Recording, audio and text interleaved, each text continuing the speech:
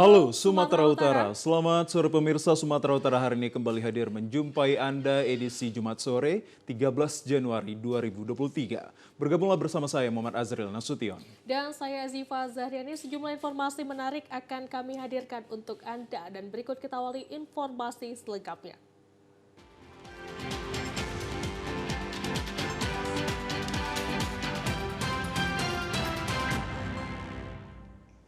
Pemirsa, di informasi yang pertama, kericuhan terjadi antara warga komplek perumahan PTPN 2 dengan Satuan Pengamanan PTPN 2 terkait keberadaan papan pelang di lapangan Garuda Dusun 12 Desa Buntu, Bedimbar, Kecamatan Tanjung Morawa, Deli Serdang. Kericuhan terjadi disebabkan spanduk milik warga komplek perumahan PTPN 2 hilang. Warga menduga dicabut oleh pihak pengamanan PTPN 2. Tidak terima spanduk mereka dicabut, warga berupaya mencabut pelang milik PTPN 2. Warga beranggapan bahwa pemasangan pelang tersebut seolah-olah pihak PTPN 2 akan mengambil alih rumah karyawan yang sudah tidak aktif lagi bekerja ataupun sudah pensiun. Terkait permasalahan ini sudah dilakukan rapat dengar pendapat di kantor DPRD Kabupaten Deli Serdang dengan hasil kesepakatan agar kedua belah pihak tidak melakukan pemasangan pelang namun tetap dipasang oleh pihak PTPN 2. Salah seorang anak dari pensiunan karyawan PTPN 2, Habibah, mengharapkan pihak PTPN 2 seharusnya mengikuti apa yang sudah menjadi kesepakatan pada saat dengar pendapat di kantor DPRD Kabupaten Deli Serdang. Karena di dalam RDP itu sudah dikatakan bahwasanya tidak ada lagi pemasangan pelang. Tetapi mereka dengan kehendaknya sendiri, dengan zolimnya pihak PTPN 2, dengan arogannya memasang. Dengan membawa begitu banyak security antara 30-40 dan juga ada pengawas, juga ada TNI yang berpakaian lengkap.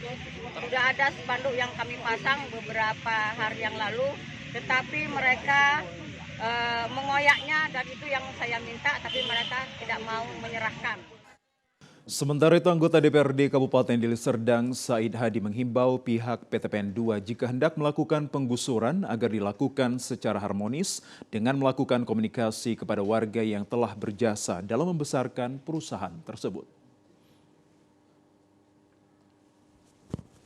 Kami dari DPRD tentunya amanah yang misalnya disampaikan pada rapat dengar pendapat tanggal 22 bulan 12 yang lalu, itu ada beberapa poin. Yang pertama, pihak perkebunan jangan mensuratin untuk pengosongan rumah. Yang kedua, tidak melakukan pemasangan pelang.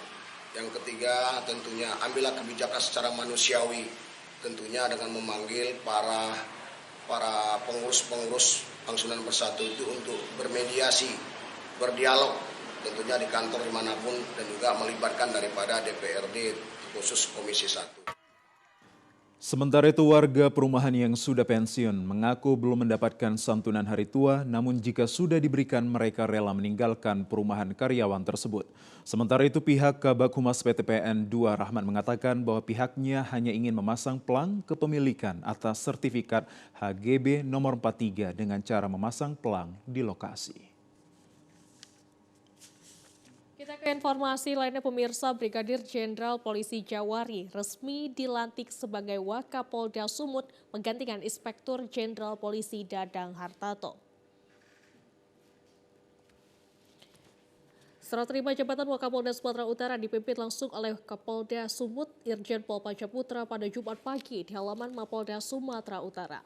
Irjen Pol Dadang Hartarto nantinya akan menjabat sebagai Widya Iswara Utama Sespim Remdiklat Mabes Polri. Acara serah terima jabatan dihadiri seluruh pejabat utama Polda Sumut serta para Kapolres di jajaran wilayah Sumatera Utara. Memang tantangannya di 2023. Tahun ini kita diawali dengan kegiatan yang cukup mengundang dan menguras tenaga serta perhatian kita semua serta dukungan masyarakat. Khususnya menghadapi pelaksanaan Lomba Formula One H2O yang akan berlangsung di Danau Toba pada tanggal 24 sampai dengan 26 Februari yang akan datang. Ini menjadi tugas dan tantangan pejabat baru Bapak Brigadir Jenderal Polisi Dr. Andes Haji Jawari untuk bisa memanage seluruh personil secara internal ke dalam dan merencanakan sebuah konsep operasi kepolisian mandiri kewilayahan yang akan kita laksanakan mengamankan kegiatan tersebut. Kapolda Sumatera Utara Irjen Pol Pancaputra Simanjuntak berpesan kepada Wakapolda Sumut yang baru agar cepat beradaptasi dengan lingkungan di wilayah Sumut. Terlebih pada bulan Februari mendatang akan ada event internasional F1 H2O di Danau Toba. Pancaputra berterima kasih kepada Irjen Pol Dadang Hartanto yang telah mengabdikan dirinya bertugas di Polda Sumatera Utara selama lebih dari 2 tahun.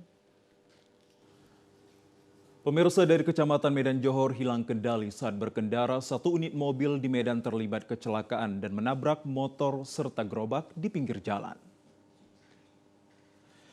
Video amatir warga memperlihatkan satu unit mobil berwarna putih dengan plat BK 1887WF yang dikendarai seorang perempuan terlibat kecelakaan di Jalan Karya Wisata, Kecamatan Medan Johor pada Kamis sore. Dalam rekaman tersebut terlihat mobil menabrak tiang listrik yang berada di pinggir jalan. Sebelum menabrak tiang listrik, mobil tersebut menabrak beberapa sepeda motor yang terparkir dan satu buah gerobak penjual gorengan. Akibat peristiwa tersebut, kawasan Jalan Karya Kasih sempat mengalami kemacetan panjang. Banyak warga yang menonton proses evakuasi mobil tersebut. Saksi mata di lokasi, Ferry, mengatakan bahwa awalnya mobil tersebut melintas dari arah Jalan Karya Wisata menuju Jalan AH Nasution. Saat melintas, pengendara mobil banting setir dan langsung menabrak beberapa motor yang terparkir dan berhenti setelah menabrak tiang listrik. 50. Nabrak beca, ini styling jualan sama motor 5. Semua itu driver ojek. Iya, lagi nunggu orderan. Lagi nunggu orderan. Beribadah Pak kaget kita. Ibu-ibu, kalau mana? Dia bilang sih terkejut katanya ada yang motong karena kan tempatnya terlalu dekat kadang gara-gara pembatas ini kan. Dia bong kemarin katanya. Dari mobil itu nih. Styling jualan. Nggak ada korban kita. nggak ada korban. Cuma inilah kendaraan aja. Kerugian material yang ditimbulkan akibat kecelakaan tersebut mencapai puluhan juta rupiah. Pengemudi mobil berjanji akan mengganti segala kerusakan baik motor maupun gerobak yang ditabrak. Pemirsa, kemacetan panjang terjadi di Jalan Lintas Sumatera Riau di sepanjang 10 hingga 15 km. Pada dini hari tadi, tepatnya di Desa Sekraba, Kecamatan Torgamba, Labuhan Batu Selatan.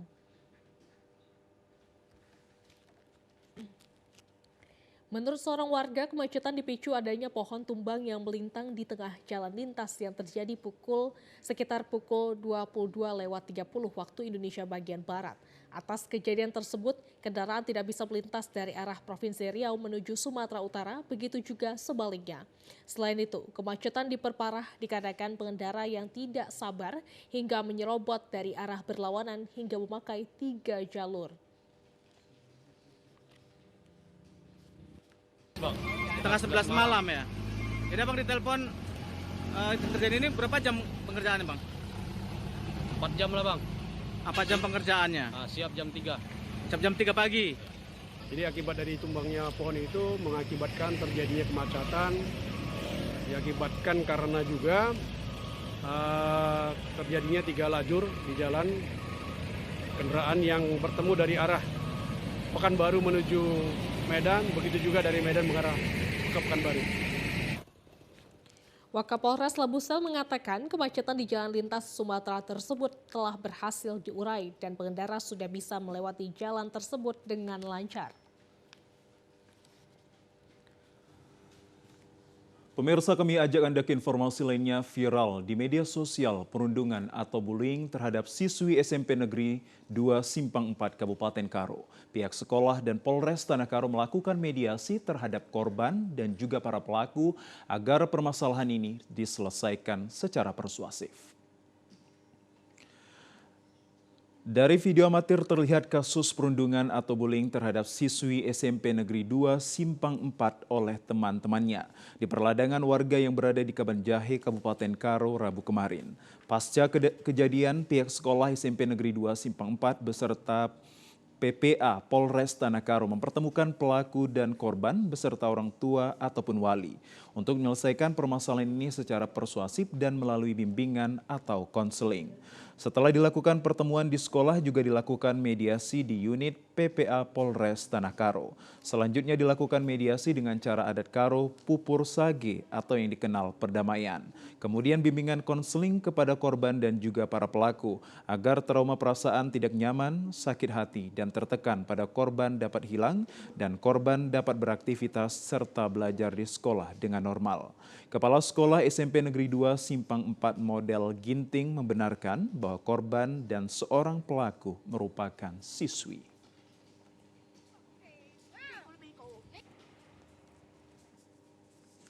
Yang disampaikan kepada kami, saya cek nanti, saya screening dulu bagaimana kesehatannya betul-betul. Baru nanti, itulah nanti dibicarakan di pusatnya itu. Itu akan ditindaklanjuti karena ada pula di sini guru BB kita yang tamatan psikolog. Jadi itu akan ditindaklanjuti supaya anak-anak kita ini ya jangan trauma dia. Di samping itu dia tetap beradaptasi terhadap situasi yang sudah viral itu pun supaya jangan dirundung secara sosial gitu. Karena yang paling sakit itu kan dirundung secara sosial, manusia yang tak terpakai tahu katanya nanti pula. Wagubsu resmikan Pondok Tahfiz Quran Syah Amin. Informasi selengkapnya akan hadir usai jeda pariwara berikut ini. Kami akan segera kembali.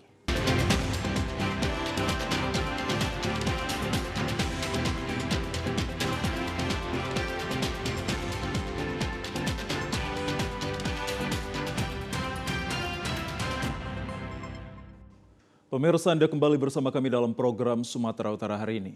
Salah satu tujuan pemerintah Sumatera Utara adalah menjadikan daerah ini menjadi bumi yang masyarakatnya bebas buta aksara Al-Quran dengan menjadi penghafal serta menjadikan kehidupan masyarakat Sumut yang religius serta berkualitas secara keseluruhan.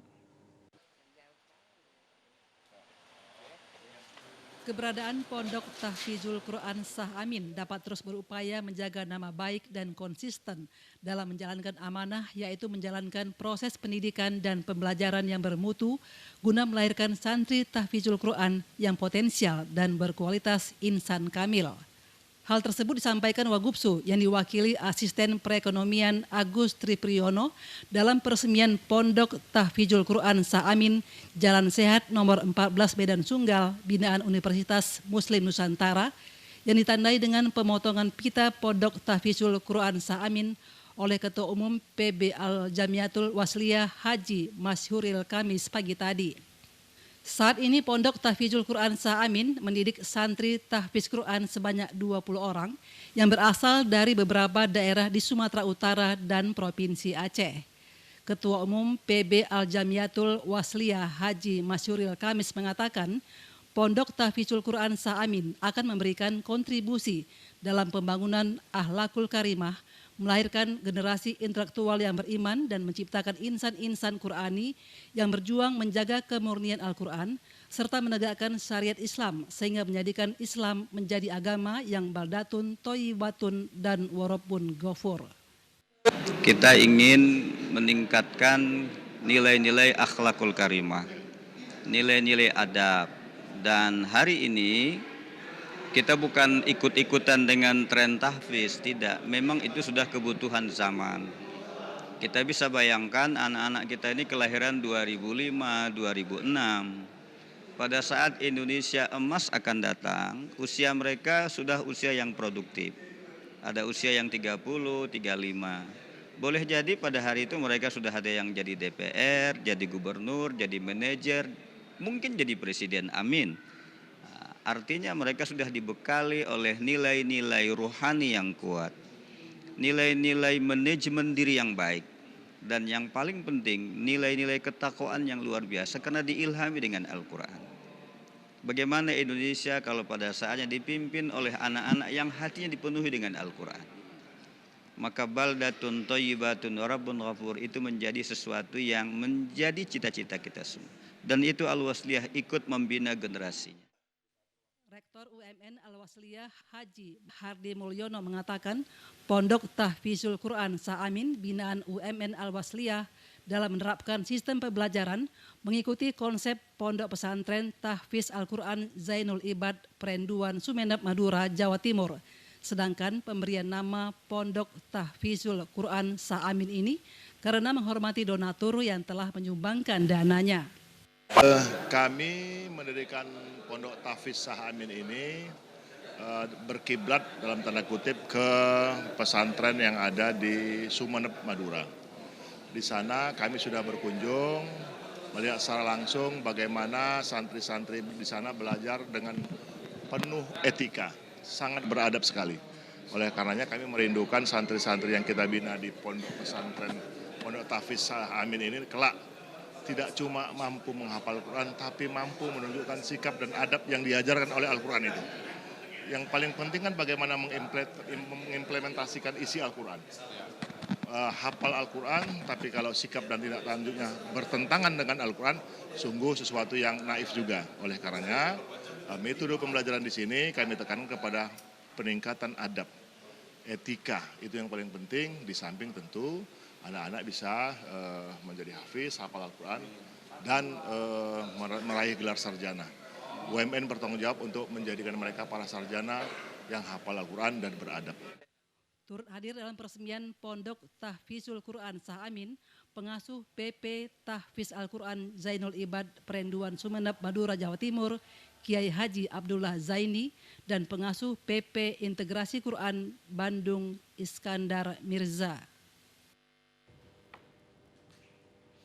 Pemirsa, guna mendekatkan Polri dengan masyarakat, Kapolres Tapanuli Selatan menampung segala aspirasi warga dengan menggelar program Jumat Curhat.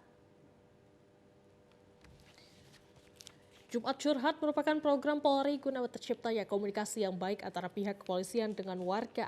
Kapolres Tapanuli Selatan AKBP Imam Zamroni usai sholat Jumat berdiskusi sekaligus menampung segala aspirasi dan keluh kesah warga di dalam Masjid As-Suhur, Desa Pargarutan Batu, Kabupaten Tapanuli Selatan.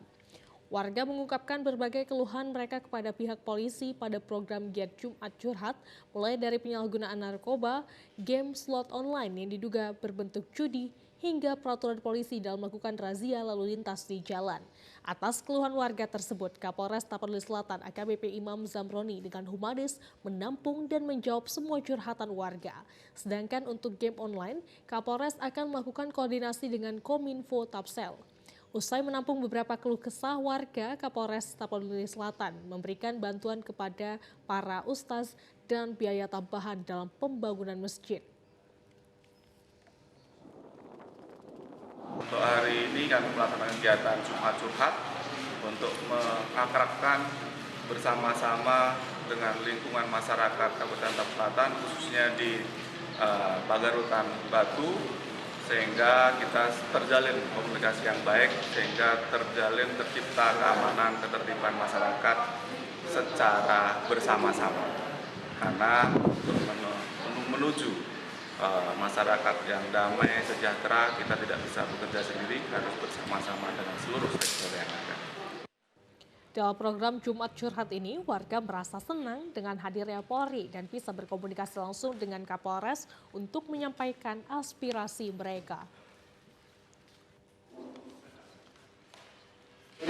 Acara ini sangat bagus, karena di hari Jumat termasuk hari yang berkah, Jumat berkah termasuk Jumat berkah, dan Jumat Curhat ini acara yang sangat bagus yang diadakan di masyarakat kita lingkungan Hutan Batu. Apa yang dikatakan oleh Kapolres tadi, jadi masyarakat pun tidak sungkan-sungkan lagi. Tidak ada jarak lagi antara masyarakat dengan pemerintah, apalagi namanya Kapolres. Di sini kesempatan kita menyampaikan apa keluhan kita, apa curhat kita, apa permasalahan kita yang di lapangan.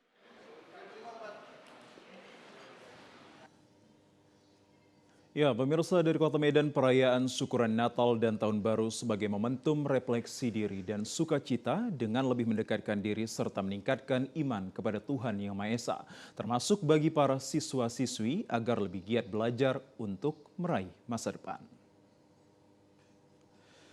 Hal tersebut disampaikan Kepala Sekolah SMP Swasta Katolik Trimurni 1 Medan, John Sawelmen Sinaga pada acara syukuran Natal dan Tahun Baru di SMP Trimurni 1 Medan di Aula Sekolah pagi tadi yang dihadiri seluruh guru, para siswa dan orang tua siswa. Kegiatan syukuran ini diawali dengan prosesi pembukaan yang dipimpin seorang pastor. Kepala SMP Swasta Katolik Trimurni 1 Medan, John Sawelmen Sinaga, menambahkan perayaan syukuran Natal dan Tahun Baru di sekolah ini merupakan sukacita besar dengan mengusung tema Natal, yakni pulanglah mereka ke negerinya melalui jalan lain. Sekaligus mengajak seluruh guru dan siswa untuk meningkatkan disiplin pula, bertanggung jawab dan bergotong dalam meningkatkan kebersamaan. Selain itu lebih berperan aktif dalam meningkatkan proses belajar mengajar, terutama bagi para siswa untuk meraih masa depan. Acara syukuran Natal dan Tahun Baru ini juga dirangkai dengan kegiatan seni seperti vokal grup dan tari-tarian yang ditampilkan para guru dan juga siswa. Makna peringatan untuk tahun ini kita sarankan, kita anjurkan supaya seluruh peserta didik dan juga guru-guru berlaku seperti yang diharapkan oleh subtema Natal kita pada hari ini, yaitu untuk jujur dan juga bernalar kritis, yang juga hal ini disampaikan di dalam profil pelajar Pancasila, yaitu bertakwa, beriman dan bertawakal kepada Tuhan Yang Maha Esa dan berakhlak mulia, dan juga kita harus mandiri, bergotong royong, dan juga kita harus bernalar kritis dan juga kreatif. Ini yang sebenarnya kita harapkan di dalam pelaksanaan syukuran Natal dan Tahun Baru kita pada tahun ini. Panitia yang juga merupakan salah seorang siswa Handika Simanjorang merasa bangga dirinya dipercaya sebagai panitia perayaan syukuran Natal yang untuk pertama kali dilaksanakan setelah 2 tahun vakum akibat pandemi COVID-19. Dan dirinya melaksanakan tugas dan kepercayaan yang telah diberikan pihak sekolah secara baik dan penuh tanggung jawab. Berterima kasih kepada guru-guru, pembina OSIS, serta kepala sekolah yang telah memberikan kepercayaan kepada saya. Saya sangat berterima kasih dan juga ini saya melakukan sebagai Ketua Panitia Natal dengan penuh tanggung jawab dan saya telah melaksanakannya semua. Kepada siswa-siswi SMP Budi Murni 1 yang kedepannya menjabat sebagai Ketua Panitia Natal agar melaksanakan lebih bagus lagi, lebih maksimal lagi untuk kedepannya. Sementara itu perayaan Natal dan syukuran Tahun Baru dirangkai dengan prosesi penutupan dan acara hiburan berupa lagu dan tarian yang ditampilkan para siswa dan guru. Kita ke informasi lainnya pemirsa, Komisi Pemilihan Umum Kabupaten Labuhan Batu menetapkan sebanyak 766 orang lulus dalam tahap ujian tertulis penjaringan badan ad hoc yang akan mengikuti tahap ujian wawancara bagi peserta PPS tingkat desa dan kelurahan.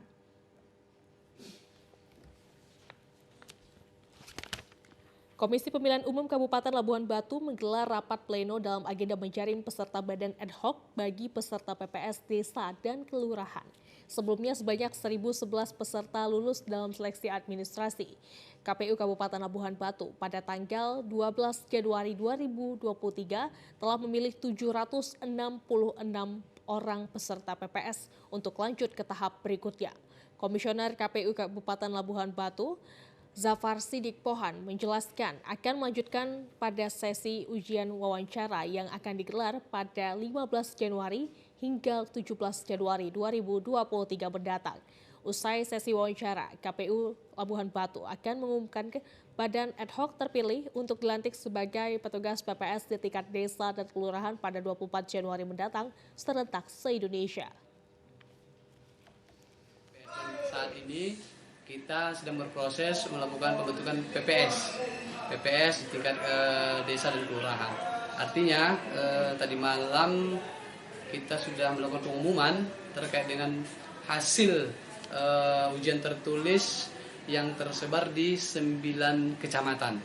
Artinya hari ini sudah kita ketahui bersama bahwa yang kita ujiankan tertulis itu sebanyak 1.011 orang, dan yang lulus itu 766, yang tidak lulus itu 245. Kabupaten Labuhan Batu memiliki 98 desa dan kelurahan, di mana nantinya KPU Labuhan Batu akan merekrut sebanyak 294 orang petugas sebagai badan ad hoc atau panitia pemungutan suara di tingkat desa dan kelurahan. Ya, pemirsa, informasi terkait Formula One H2O akan kami hadirkan usai jeda pariwara berikut ini. Untuk itu, tetaplah bersama kami akan segera kembali.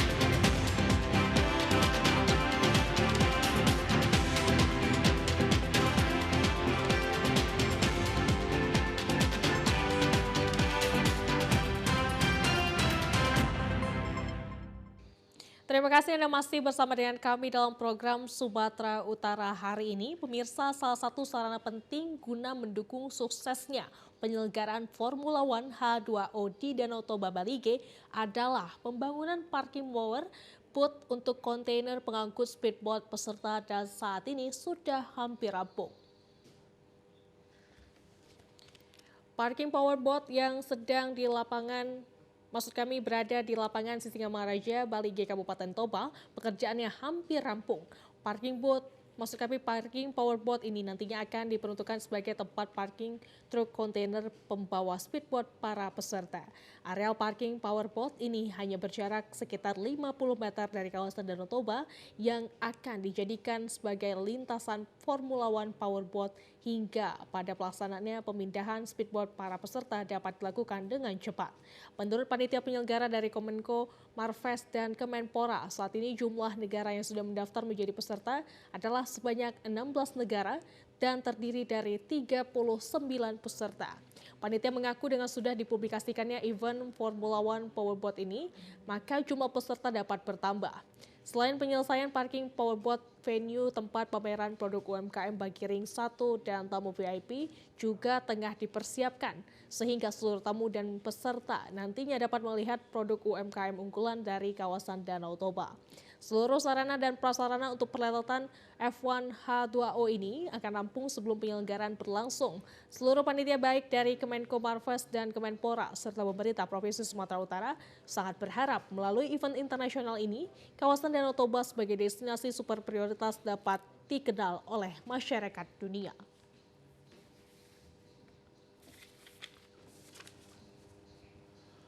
Pemirsa, kami ajak Anda ke informasi lain terkait Danau Toba. Ya, pemirsa, Danau Toba akan dijadikan sebagai lokasi Formula One Superboat yang akan diselenggarakan pada 24 hingga 26 Februari 2023. Bagaimana saat ini persiapan dan seperti apa nanti dampak dari perhelatan F1 H2O tersebut? Berikut kita ikuti dialog reporter Keriawan Sembiring bersama Suyadi Pawiro selaku Sekretaris Deputi Pembudayaan Olahraga Kemenpora. Ya, pemirsa, salah satu event besar yang akan diselenggarakan di Sumatera Utara, tepatnya di Balige, Kabupaten Toba, adalah F1 H2O Powerboat yang akan diselenggarakan pada tanggal 24 sampai 26 Februari 2023. Dan bagaimana kemudian saat ini persiapan yang tengah dilakukan oleh panitia dan juga pemerintah, baik Kemenpora maupun juga pemerintah Provinsi Sumatera Utara dan juga Pemkab Toba. Saat ini saya sudah bersama dengan Sekretaris Deputi Pembudayaan Olahraga Kemenpora dengan Bapak Suyadi Pawiro. Apa kabar Bapak? Salam sehat. Alhamdulillah sehat. Ya, Pak, kalau kita bicara tentang F1 H2O Powerboat ini kan ini salah satu event bergengsi di Indonesia begitu. Kemudian bagaimana kemudian kesiapan kita saat ini? Baik, pertama sebelum saya masuk ke kesiapan, pertama ini adalah event yang sejak awal sebenarnya diinisiasi oleh Kemenko Marves. Kemudian dalam perjalanan Pak Menko menunjuk Pak Menpora selaku ketua. Tujuan utama sebenarnya dari kegiatan ini adalah mendorong 5 DPSP prioritas pariwisata nasional yang terdiri salah satunya dari Danau Toba. Jadi main goal dari event ini adalah peningkatan pariwisata, ekonomi masyarakat di kepariwisataan. Itu yang pertama. Nah, kemudian memang muncul gagasan untuk kemudian mendorong peningkatan pariwisata melalui event olahraga. Formula One H2O adalah salah satu event yang kita melihatnya sebagai sebuah pemicu yang kedepannya diharapkan akan betul-betul bisa mendorong ekonomi masyarakat setempat, khususnya masyarakat Danau Toba, dari bidang atau di bidang pariwisata. Event banyak yang bisa dilakukan, salah satunya adalah melalui event olahraga untuk mendorong pariwisata. Baik. Nah, lanjut kepada persiapan, memang ini Kementerian Kemenko Pariwisata sudah Kemenko Marves, sudah menginisiasi sejak awal pertengahan 2022 dan kemarin rakor yang dilakukan di Danau Toba ini di La Bersa Hotel dipimpin oleh Pak Menteri selaku ketua, yang sekretarisnya sebenarnya di Menko Marves, Pak Deputi Menko Marves. Persiapan sudah dilakukan sejak akhir untuk venue sejak akhir 2022 kemarin, yang secara penuh dibantu oleh teman-teman dari Bapak Ibu dari Kemen PUPR. Jadi venue termasuk nantinya jalan dan lain-lain itu dalam proses pengerjaan yang mudah-mudahan tentu saja sebelum menjelang hari A semua sudah selesai.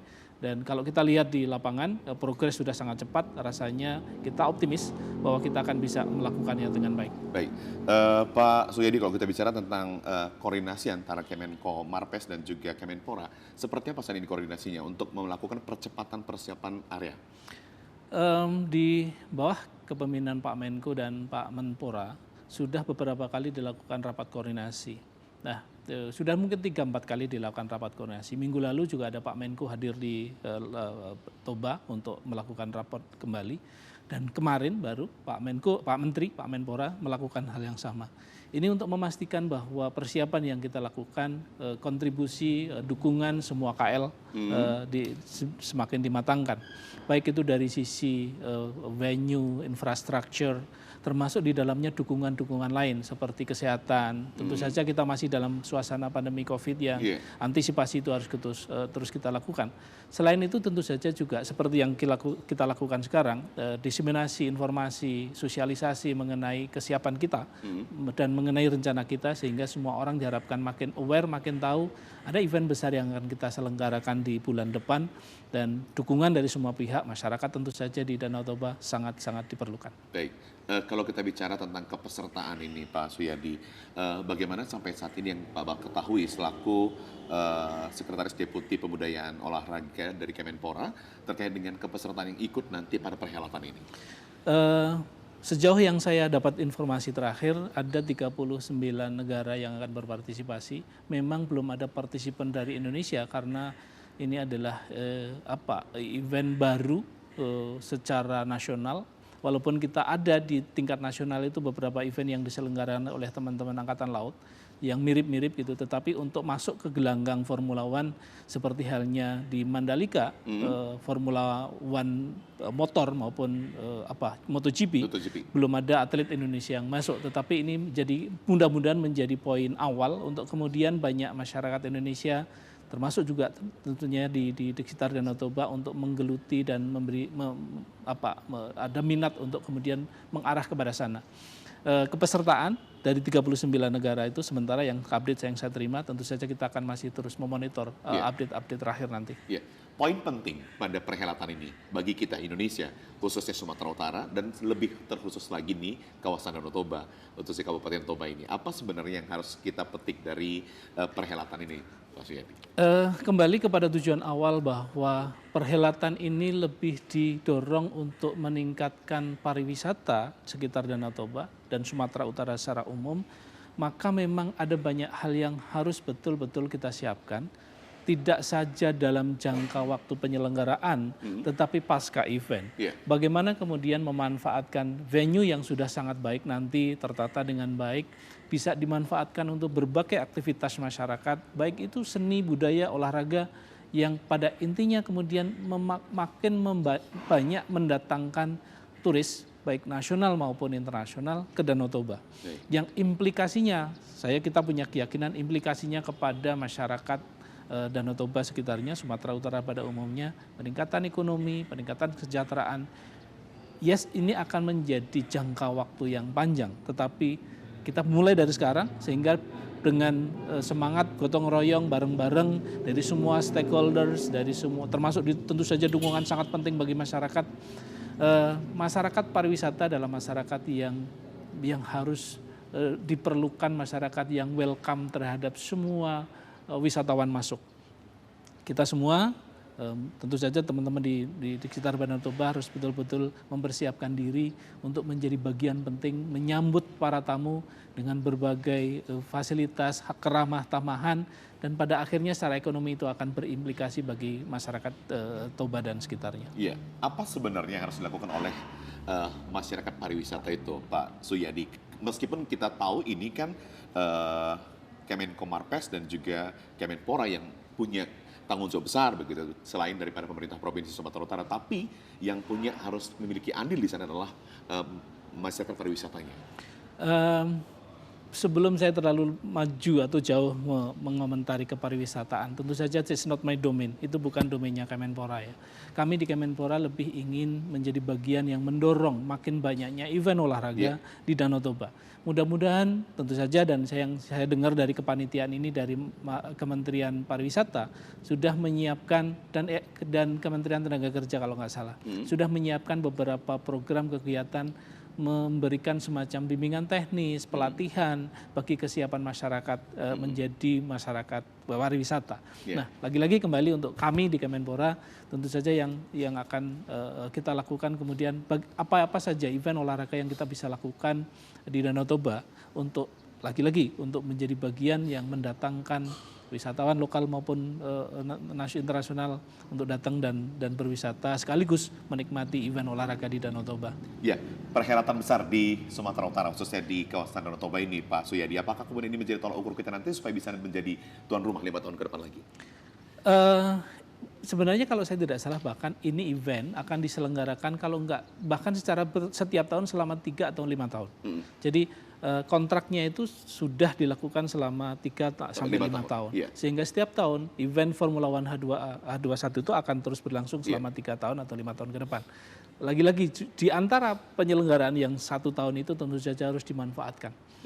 Betul, ini sudah kontrak selama 3 atau 5 tahun yang akan berlanjut sampai tahun 2005 atau 2027. Baik, selaku Sekretaris Deputi Pembudayaan Olahraga Kemenpora, apa ini pesan Bapak kepada setiap pihak yang ikut mengambil bagian dalam perhelatan besar ini supaya bisa sukses kemudian Sumatera Utara bisa dikenal? Semua pihak, pusat maupun daerah, termasuk masyarakat, komunitas, siapapun harus berpandangan bahwa ini adalah kesempatan bagi kita untuk menatap ke depan mungkin 5, 10, 20 tahun yang akan datang, Toba menjadi salah satu destinasi wisata hebat sebagaimana Bali, Jogja maupun Lombok. Toba rasanya memiliki semua yang dimiliki untuk bisa menjadi destinasi wisata luar biasa. Baik. Salam olahraga. Salam olahraga, terima kasih. Terima kasih Pak Suyadi Pak Wiro selaku Sekretaris Deputi Pembudayaan Olahraga Kemenpora. Kita berharap apa yang disampaikan oleh Pak Suyadi tadi, perhelatan besar di tanggal 24 sampai 26 yang dilangsungkan di Danau Toba, tepatnya di Balige ini, bisa menjadikan kawasan Danau Toba 20 tahun ke depan. Danau Toba akan menjadi salah satu destinasi pariwisata yang cukup terkenal di mata dunia. Kita kembali ke studio. Ya, terima kasih Kerry atas laporannya, dan kita kembali ke informasi lainnya. Pemirsa, peristiwa pencurian sepeda motor kembali terjadi di wilayah hukum Polsek Perbaungan. Kali ini menimpa pasangan suami istri warga Desa Sejenggi, Kecamatan Perbaungan, Kabupaten Serdang Bedagai. Korban hendak belanja ke pasar, memarkirkan sepeda motor metik di halaman rumah, dan berselang sekitar 10 menit sepeda motor tersebut telah hilang. Nasib apes dialami pasangan suami istri Asmi dan Dian Wulandari yang kehilangan sepeda motor miliknya. Menurut Asmi, saat itu istrinya mengeluarkan sepeda motor untuk membeli keperluan acara akikah anak mereka. Setelah mengunci stang sepeda motor, istrinya masuk ke dalam rumah untuk menanyakan bahan apa saja yang hendak dibeli. Namun sekitar 10 menit berada di dalam rumah, Korban keluar dan melihat sepeda motor sudah raib digondol maling. Saat itu tetangga korban melihat ada seorang mendorong sepeda motor keluar menuju arah tebing dan setelah dicek tidak menemukan pelaku. Korban telah melaporkan peristiwa pencurian sepeda motor tersebut ke Polsek Perbaungan. Istri mengeluarkan kereta udah siap-siap ke situ ke depan rumah, manggil adik saya karena kan adik saya yang mengantarkannya. Itu ke dalam, jumpai mama lagi masak di dalam, apa aja belanja yang kurang. Nah disitulah habis itu orang rumah ke kamar mandi sebentar, sebentar adalah dalam 10 menitan lebih lah, tiba keluar kereta udah nggak ada. Pemirsa, di informasi lainnya, 2 ekor monyet liar di kawasan pesisir Belawan masuk ke pemukiman warga di kawasan Jalan Ileng, Kelurahan Rengas Pulau, Kecamatan Medan Marelan. Dalam video amatir terlihat 2 ekor monyet liar dewasa masuk ke pemukiman dan meneror para warga. 2 ekor monyet dewasa yang masuk ke pemukiman berada di atas seng rumah dan turun ke jalan, membuat warga resah untuk melakukan aktivitas. Diduga tempat tinggal dan berkembang biak makhluk hidup yang berada pada hutan bakau di pesisir Belawan telah rusak, membuat kawanan monyet liar terus berpindah tempat. Kepala Lingkungan 30 Kelurahan Rengas Pulau, Ridwan, mengatakan meski belum ada warga yang digigit oleh monyet liar tersebut, namun keberadaannya di pemukiman sangatlah meresahkan para warga.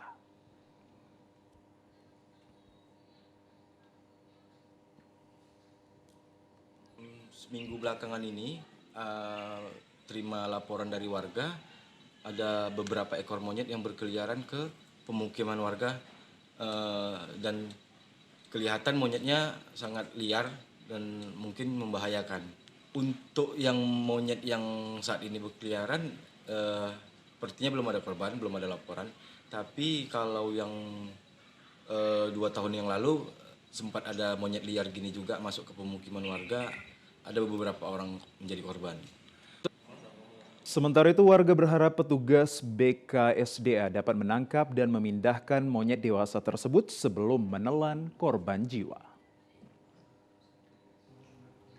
Pemirsa, omset industri rumahan pengrajin hiyo meningkat tajam menjelang perayaan Imlek 2023. Penggunaan hiyo meningkat sebagai pelengkap dalam ritual ibadah.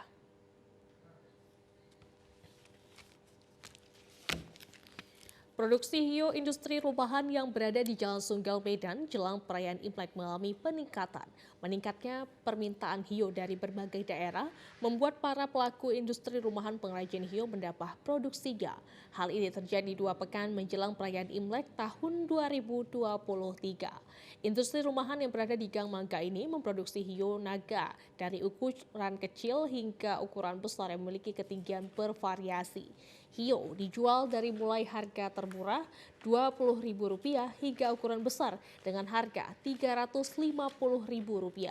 Hiyo sendiri merupakan dupa yang diproduksi dari bahan serbuk kayu yang memiliki aroma khas tersendiri. Kebanyakan warga keturunan Tionghoa memakai hiyo dalam prosesi sembahyang atau ritual keagamaan seperti perayaan Imlek. Proses pembuatan hiyo yang masih menggunakan metode lama ini cukup menarik. Kebanyakan hiyo dengan ciri khas gambar naga ini diproduksi dengan berbagai tahap. Pada tahap pertama, pembuatan hiyo dilakukan dengan bentuk serbuk kayu yang polos. Selanjutnya, batangan serbuk kayu yang polos tersebut diberi hiasan gambar naga yang telah disediakan sesuai ukuran batang hiyo. Usai pembuatan gambar naga tersebut, hiyo memasuki proses perwarnaan.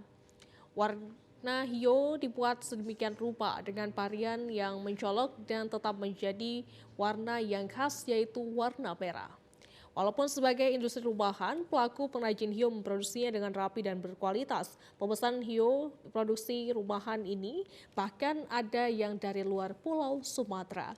Salah seorang pengrajin hiyo industri rumahan Ahyang mengatakan, pada perayaan Imlek tahun 2023 ini, pemesanan hiyo lebih meningkat.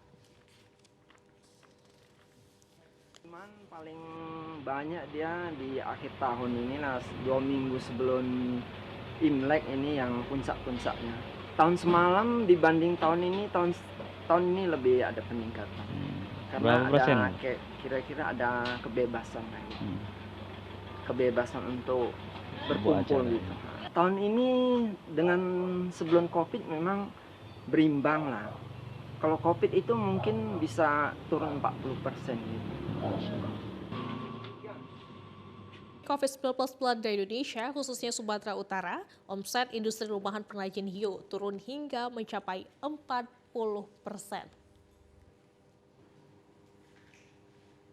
Ya, pemirsa, informasi yang Anda saksikan tadi sekaligus menutup perjumpaan kita dalam program Sumatera Utara hari ini. Kami ucapkan terima kasih atas kebersamaan dan juga perhatian Anda. Saya Muhammad Azrul Nasution. Dan saya Ziva Zahrianis, terima kasih, selamat sore dan Sampai jumpa. jumpa.